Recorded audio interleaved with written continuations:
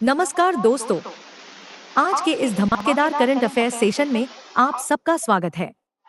सबसे पहले national affairs में साइंस एंड टेक्नोलॉजी की एक वर्ल्ड लेवल की बड़ी खबर की बात करते हैं। दोस्तों, हमारे department of atomic energy DAE ने तमिलनाडु के कलप में स्थित इक्कार में world's first nuclear process heat based hydrogen production facility का इनॉग्रेशन किया है। इस प्लांट का इनॉग्रेशन खुद एईसी के चेयरमैन डॉक्टर अजीत कुमार महांती जी ने किया।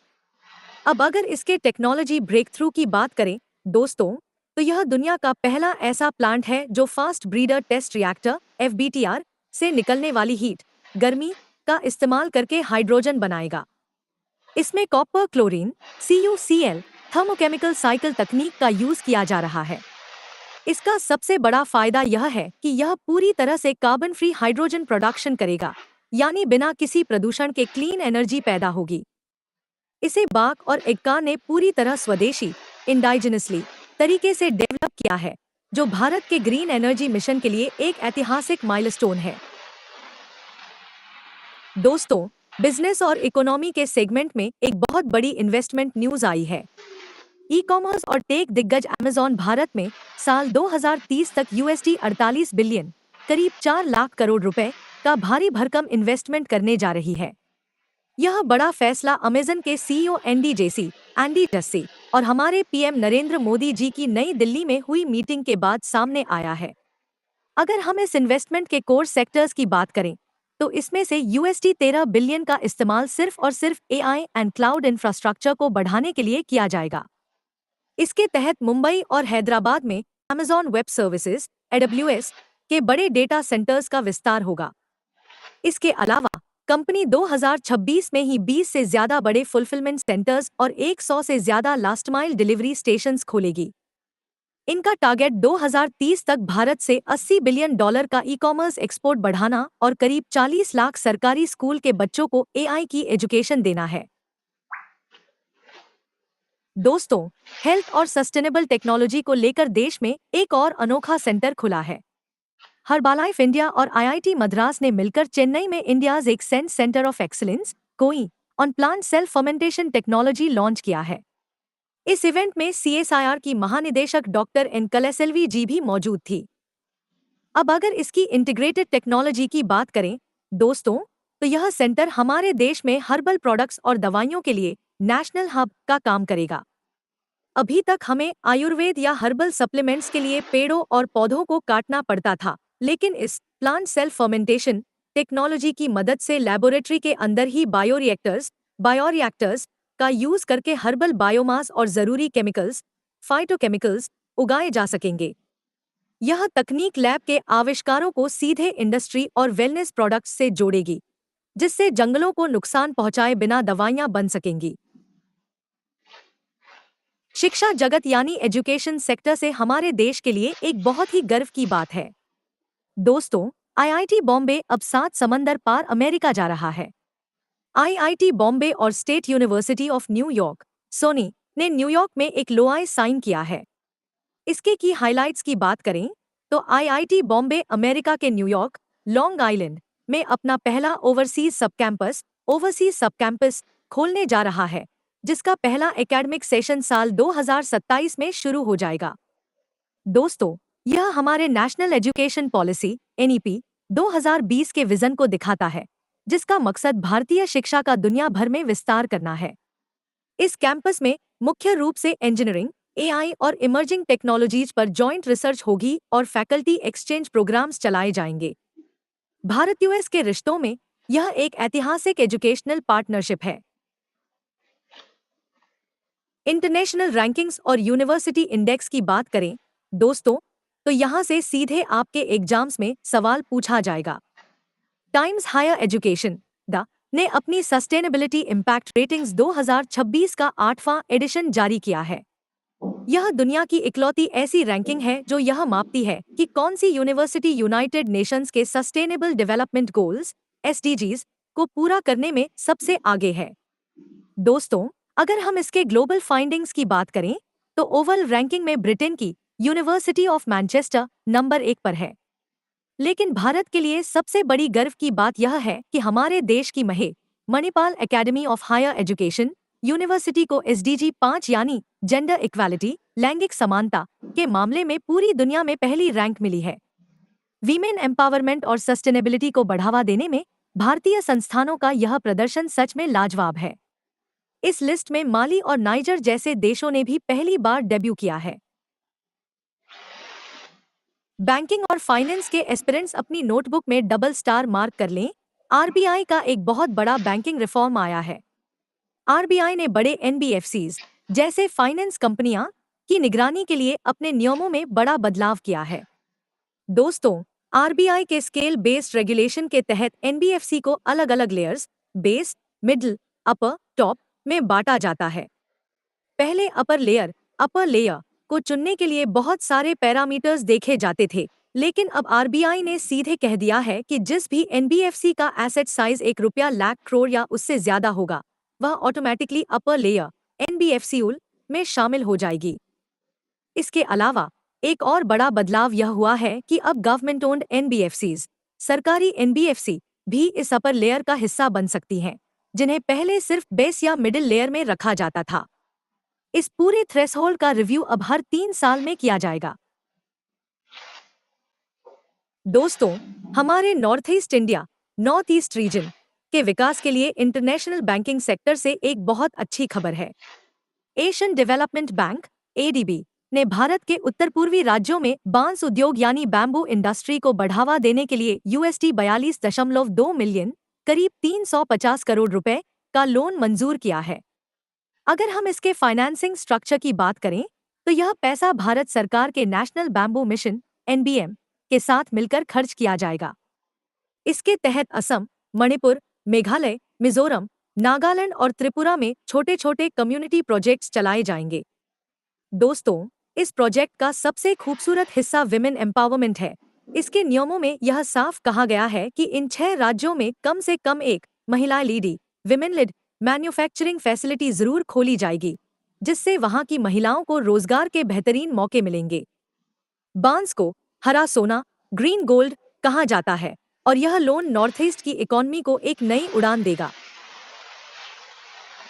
दोस्तों, अभी पिछली क्लास में हमने पढ़ा था कि एसपी ने हमारी ग्रोथ को थोड़ा घटाया था, लेकिन ग्लोबल इन्वेस्टमेंट बैंक गोल्डमन सैक्स ने भारत की इकोनॉमी को लेकर बहुत ही शानदार और पॉजिटिव रिपोर्ट दी है। उन्होंने कैलेंडर वर्ष 2026 CY26 के लिए भारत की रियल जीडीपी ग्रोथ फोरकास्ट को बढ़ाकर 6.8% कर दिया है, जो पहले 6.5% थी। अब अगर इस इम्प्रूव्ड मैक्रो आउटलुक के पीछे की वजहों की बात करें तो रिपोर्ट का टाइटल ही है US-ईरान डील। अमेरिका और ईरान के बीच हुई इस डील से इंटरनेशनल मार्केट में कच्चे तेल क्रूड ऑयल की कीमतें स्थिर हुई हैं, जिससे भारत जैसी बड़ी इंपोर्टर इकोनॉमी को बहुत बड़ी राहत मिली है। इसी वजह से गोल्डमैन सैक्स ने हमारी रिटेल इन्फ्लेशन महंगाई के अनुमान को भी घटाकर 4.4% कर दिया है। इसके अलावा हमारा करंट अकाउंट डेफिसिट CAD भी घटकर जीडीपी का सिर्फ 1.1% रह जाएगा। कुल मिलाकर भारतीय अर्थव्यवस्था के लिए यह एक बहुत ही मजबूत सिग्नल है। मौसम विज्ञान यानी मेटेरोलॉजी के क्षेत्र से एक बहुत बड़े ग्लोबल अवार्ड की बात करते हैं। वर्ल्ड मीटियोरोलॉजिकल ऑर्गेनाइजेशन WMO ने अपने सबसे बड़े सम्मान 71 सेंट IMO प्राइज के लिए फ्रांस की मशहूर मौसम वैज्ञानिक डॉक्टर फ्लोरेंस रबिया के नाम का अनाउंसमेंट किया है। डॉक्टर फ्लोरेंस यूरोपीय सेंटर ECMWF की पूर्व महानिदेशक भी रह चुकी हैं। अगर हम उनके साइंटिफिक कंट्रीब्यूशन की बात करें दोस्तों, तो उन्होंने न्यूमेरिकल वेदर प्रेडिक्शन NWP यानी सुपर कंप्यूटर्स के जरिए मौसम का सटीक अनुमान लगाने की तकनीक में क्रांति ला दी है। उन्होंने सैटेलाइट से मिलने वाले डेटा को कंप्यूटर मॉडल्स में इतनी सटीकता से फिट किया कि आज दुनिया भर में चक्रवात, भारी बारिश और तूफानों का बिल्कुल सटीक समय पहले ही पता चल जाता है। उन्होंने मौसम विज्ञान में आर्टिफिशियल इंटेलिजेंस AI को भी इंट्रोड्यूस किया है, जिससे कंप्यूटर बहुत कम समय में सटीक कैलकुलेशन कर लेते हैं। इन्हें यह अवार्ड 2027 में होने वाली CG20 कांग्रेस में दिया जाएगा। अंतर्राष्ट्रीय नियुक्तियों इंटरनेशनल अपॉइंटमेंट्स की बात करें दोस्तों, तो दक्षिण अमेरिकी देश कोलंबिया को नया राष्ट्रपति मिल गया है। राजनीति में बिल्कुल नए चेहरे जैमे दे ला एस्प्रियला, हाइमे डे ला एस्प्रीला ने वहां का राष्ट्रपति चुनाव जीत लिया है। उन्होंने defenders of the homeland alliance के बैनर तले चुनाव लड़ा था। अगर हम इसके इलेक्शन रिजल्ट्स की बात करें तो यह मुकाबला बहुत ही करीबी नेक टू नेक था। हाइमे को 49.66% वोट मिले, जबकि उनके विरोधी वामपंथी नेता इवान सेपेडा को 48.70% वोट मिले। दोस्तों, हाइमे डेला एस्प्रीला आने वाले 7 अगस्त 2026 को आधिकारिक तौर पर अपना कार्यभार संभालेंगे और वहां के मौजूदा राष्ट्रपति गुस्तावो पेट्रो को रिप्लेस करेंगे। इसके साथ ही वहां के पूर्व कैबिनेट मंत्री जोस मैनुअल रेस्ट्रेपो को नया वाइस प्रेसिडेंट चुना गया है। इंटरनेशनल मैप और नियुक्तियों से जुड़े ऐसे सवाल एग्जाम्स में अक्सर पूछे जाते हैं। दोस्तों, हमारे देश के स्पेस प्रोग्राम और इसरो से जुड़ी एक बहुत ही इम्पोर्टेंट नियुक्ति सामने आई है। प्रसिद्ध वैज्ञानिक DRUP राजीव को Vikram Sarabhai space centre VSSC का नया डायरेक्टर नियुक्त किया गया है। वे वहां के पूर्व डायरेक्टर डॉक्टर ए राजराजन जी की जगह लेंगे, जो हाल ही में रिटायर हुए हैं। अगर हम डॉक्टर राजीव के टेक्निकल प्रोफाइल की बात करें तो वे रॉकेट कंट्रोल, गाइडेंस सिस्टम और मिशन डिजाइन के बहुत बड़े एक्सपर्ट हैं। इसरो के जितने भी बड़े रॉकेट्स आसमान में उड़ते हैं, उनके सिमुलेशन और डिजाइन में इनका बहुत बड़ा योगदान रहा है।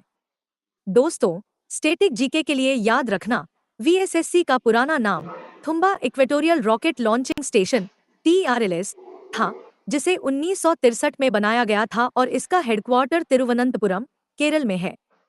यह इसरो का वो मेन सेंटर है जहां भारत के सभी स्पेस लॉन्च व्हीकल्स, रॉकेट्स का डिजाइन और डेवलपमेंट किया जाता है। स्पोर्ट्स लवर्स के लिए एक बहुत ही प्राउड और ब्रेकिंग न्यूज।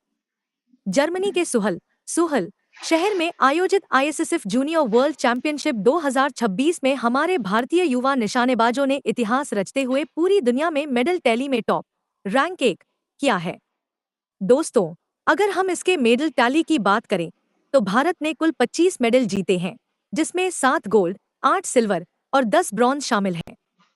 इस प्रतियोगिता में भारत ने 84 खिलाड़ियों का एक बहुत बड़ा दल भेजा था, जिन्होंने अमेरिका, चीन और इटली जैसे बड़े देशों को पीछे छोड़ दिया। यह टूर्नामेंट 21 साल से कम उम्र के जूनियर एथलीट्स के लिए शूटिंग का सबसे बड़ा वर्ल्ड प्लेटफॉर्म है।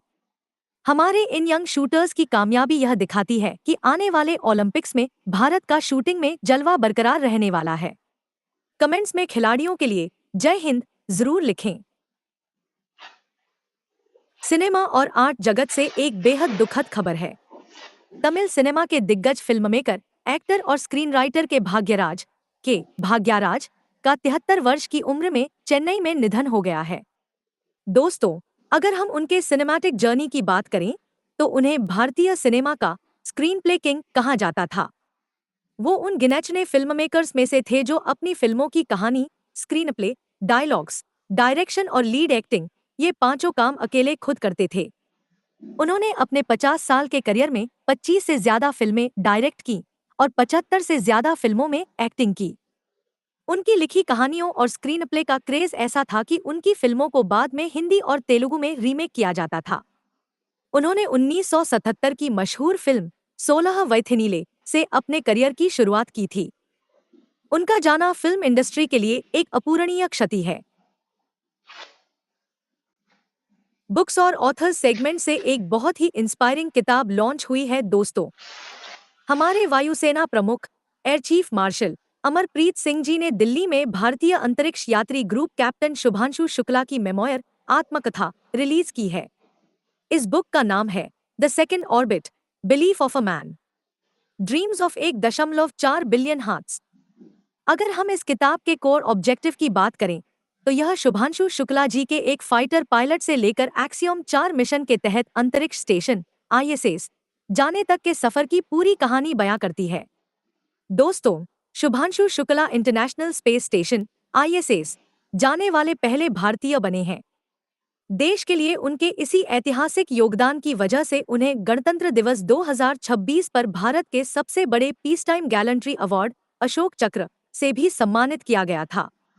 यह किताब हमारे देश के युवाओं को स्टेम एजुकेशन और स्पेस साइंस में आगे बढ़ने के लिए बहुत इंस्पायर करेगी। कल्चर और बुक्स के सेगमेंट में हमारे माननीय उपराष्ट्रपति सीपी राधाकृष्णन जी ने उपराष्ट्रपति भवन में एक बेहद इम्पोर्टेंट किताब का विमोचन किया है। इस किताब का नाम है संस्कृतिर रत्ना भंडार भावयार इटिब्रिटो। इसे लोकसभा सांसद जयंत कुमार रॉय और संगीता रॉय ने मिलकर लिखा है। अब अगर इसके कल्चरल सिग्निफिकेंस की बात करें दोस्तों, तो यह किताब हमारे देश के भवैया भवाइया फोल्क म्यूजिक के इतिहास और विरासत को सहेजने का काम करती है। भवाइया मुख्य रूप से नॉर्थ बंगाल और असम के क्षेत्रों में गाया जाने वाला एक पारंपरिक लोक संगीत फोक म्यूजिक है, जो वहां के कोच राजवंशी कम्युनिटी कोच राजवंशी समुदाय के ग्रामीण जीवन, त्योहारों और खेती किसानी की संस्कृति को दिखाता है। वाइस प्रेसिडेंट साहब ने इस मौके पर कहा कि विकसित भारत 2047 फीट के विजन को पूरा करने के लिए भारत की ऐसी लोक परंपराओं को बचाना बेहद जरूरी है। चलिए दोस्तों, अब सेशन के आखिरी हिस्से में बात करते हैं जून महीने के कुछ बहुत ही इम्पोर्टेंट डेज की। सबसे पहले 26 जून को मनाया जाता है वर्ल्ड रेफ्रिजरेशन डे, विश्व प्रशीतन दिवस। दोस्तों, आज फ्रिज, एसी और कूलिंग टेक्नोलॉजी हमारे जीवन का हिस्सा है। इस साल की इसकी थीम नोट कर लीजिए, कूल इंटेलिजेंस। संयुक्त राष्ट्र पर्यावरण कार्यक्रम यूएनईपी ने इस मौके पर एक स्पेशल अवेयरनेस कैंपेन भी चलाया। इसके बाद आता है 27 जून, international day of deaf blindness, अंतर्राष्ट्रीय मूक बधिरंधापन दिवस। यह उन लोगों के लिए मनाया जाता है जो देख और सुन दोनों नहीं सकते। अगर इसके हिस्टोरिकल माइलस्टोन की बात करें तो यूनाइटेड नेशंस ने पिछले साल यानी 16 जून 2025 को क्रोएशिया देश के प्रस्ताव पर इस दिन को मनाने की मंजूरी दी थी। यह महान समाज सेविका हेलन केलर की 145वीं बर्थ एनिवर्सरी के सम्मान में मनाया जाता है। एग्जाम्स के लिए यह बिल्कुल नया और ट्रेंडिंग डे है, इसे जरूर याद रखिएगा। और आज की हमारी आखिरी स्लाइड है स्टेट न्यूज सेगमेंट से। तेलंगाना सरकार ने एक बहुत बड़ा प्रशासनिक फेरबदल करते हुए एक 992 बैच के सीनियर आईएएस अधिकारी संजय जाजू को तेलंगाना का नया चीफ सेक्रेटरी नियुक्त किया है। वे के रामकृष्ण राव जी की जगह लेंगे, जो 30 जून को रिटायर हो रहे हैं। अगर हम संजय जाजू जी के एडमिनिस्ट्रेटिव बैकग्राउंड की बात करें तो वे लंबे समय से सेंट्रल डेपुटेशन केंद्र सरकार में सेवा दे रहे थे। हाल ही में वे हमारे डुएनियार मिनिस्ट्री उत्तर पूर्वी क्षेत्र विकास मंत्रालय के सेक्रेटरी थे और उससे पहले वे इंफॉर्मेशन ब्रॉडकास्टिंग मिनिस्ट्री आईबी के भी सेक्रेटरी रह चुके हैं। तेलंगाना का चीफ सेक्रेटरी बनने के साथ साथ उन्हें वहां के आईटी, इलेक्ट्रॉनिक्स, इंडस्ट्री और कॉमर्स डिपार्टमेंट का भी एडिशनल चार्ज दिया गया है। स्टेट एग्जाम्स और नेशनल अपॉइंटमेंट्स के लिए यह बहुत जरूरी फैक्ट है। तो दोस्तों, ये था हमारा आज का पूरा कंप्लीट और डिटेल्ड करंट अफेयर्स सेशन। मुझे पूरा भरोसा है कि आपको हर एक फैक्ट बिल्कुल क्रिस्टल क्लियर हो गया होगा। वीडियो को शेयर करें, चैनल सब्सक्राइब करें और कमेंट्स में अपना फीडबैक देना न भूलें। मिलते हैं अगली क्लास में, तब तक के लिए पढ़ते रहिए। जय हिंद।